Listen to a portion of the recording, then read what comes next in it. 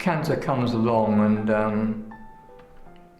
it makes a fairly abrupt introduction into your life, and everybody has their own set of circumstances, family, liabilities, businesses, and other things they've got to cope with, and they're all different. But again, I thought there's got to be some sort of framework there to hold all this together, because when you go in for your cancer treatment, you're out of action, you know, you're not helping anybody, you're not a carer anymore, somebody's caring for you. So from that point of view, I realised, you know, you need help in a big time. If you are an older person who's been affected by cancer, you might want to consider becoming a volunteer peer advocate for other older people who have been affected by cancer.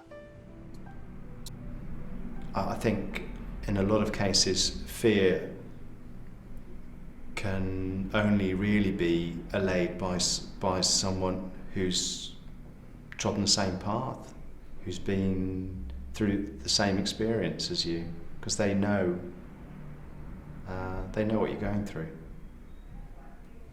And I think somebody facing cancer is alone really, unless they have somebody else that they can talk to outside the family, because it's such a deep thing and a complex thing, you know, because it's not just you, it's the whole family is involved. So you have to always be careful and protecting, kind of. So if you have somebody else, but somebody like an advocate who's been through the cancer and has the dedication to just help you, not just like any, you know, one of your friends might do or anything else, but actually has volunteered to do this work and put time aside and dedicated their time to help you, I just think is fantastic for anybody who's gone down this journey of cancer, like, you know. Yeah. What do you feel you can do to help an older person affected by cancer? I can offer them support, which helps them emotionally, to know that there is somebody on their side and going to help them through the process. I can attend hospital appointments with them. I can attend chemotherapy appointments with them. I can help them with any finance issues with regard to signposting them to other services, if there are financial implications for them. I can liaise on their behalf with various agencies. Generally support them throughout the process. I think older people affected by cancer are particularly in need of advocacy, because it can be a particularly difficult time when you're faced with a cancer diagnosis or you're supporting someone who's recently being diagnosed. But it can be a terrible shock to the system, but also you're having to deal with so many different things, so many different systems, so many different processes, and not having the time or the energy to deal with it, as well as all the personal and emotional impacts. So having that independent person to help you really digest what's going on and to come up with some kind of solutions together can be really helpful. Do you get all the support you need as volunteer advocates? Yes, I think I feel very well supported. I know that there's always someone at the end of the phone if I've got a problem. I think the training's been good. Yes. We have networking sessions, so we get to meet other advocates, which is always nice to see how someone else is coping, or to say, I've got a problem with this, how would you deal with it? Just to chat things through, really. Mm-hmm. And what do you get from it? I get a sense of worth for myself, a certain sense of sort of value, and I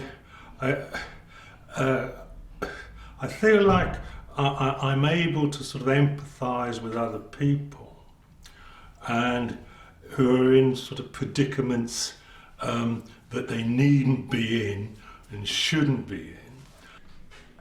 Why do you think other people should consider becoming advocates?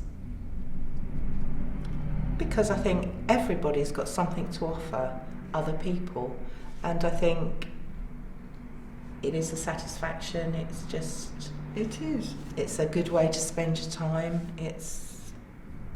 And I just And it think, increases your social life as well. yeah. You make so many new friends. I've had 3 lots of cancer so far, and the first person I went to see had the self-same problems I did, and he thought it was a death notice, quite honestly, and when he saw how well I looked after my operation, he completely changed, and it was good to see, actually. A bit of a fillip for him, shall we say. Yeah, I want to cope without you. There's definite that, you know what I mean? I know I wouldn't have done. I get stressed out with paperwork, and you've helped me out with all that as well, and been there for me at my meetings at the hospital and everything, which has been reassuring, knowing I wasn't going on my own and I weren't having to face it on my own, because I've no one else, you know. Yeah. So I think what an advocate can do to support the healthcare system and healthcare professionals, such as a Macmillan nurse, is that they can add that additional value in terms of providing a range of additional support and signposting to things outside of just the clinical focus. So they can start to signpost to emotional support, they can signpost to practical ways in which people can deal with the challenges of having to live with the impact of cancer. And I think a lot of that can happen inside and outside of those clinical settings. And when they are looking at outside those clinical settings, often the CNS or professionals aren't in that place. So I guess the advocate can be with a person in their place of choosing to support them in a context that is much broader than just what happens within clinical focus. So volunteering as a peer advocate means that you give vital help and you get back something yourself. If you're over 50, have been affected by cancer, and can spare some time, come and join us. So what do you value most about having an advocate? What I really value about having an advocate is having somebody to talk problems over with, and to have somebody to help me to figure out how to sort those problems out.